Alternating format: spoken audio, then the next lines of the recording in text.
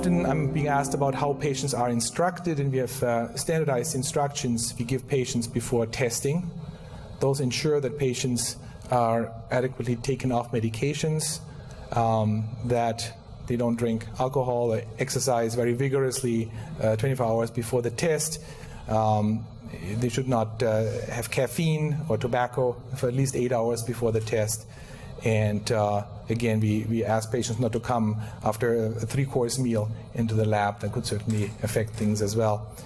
And along with that, we have gone away from giving patients generalized medication instructions, because we've learned there's patients in whom it's simply not safe to take them off medications. You'd like to take them off their beta blocker, for example, but you can't safely do it. And there has to be a compromise, and this is not something that the lab physician should decide on. We defer to the referring physician to make the judgment.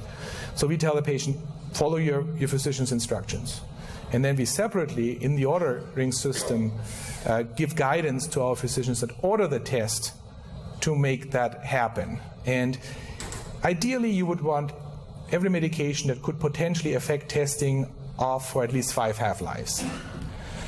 Well, that's not practical. I mean, we have medications that have a half-life of a week. So how are you going to do that? So for practical reasons, we've gone with recommendations that basically say those antidepressants and anticholinergics, take them off for at least 48 hours.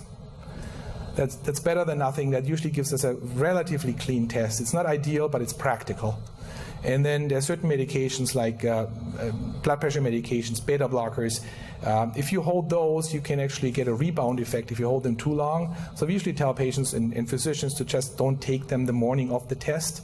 That way you get sort of an in-between reading between the being completely off and being completely beta blocked.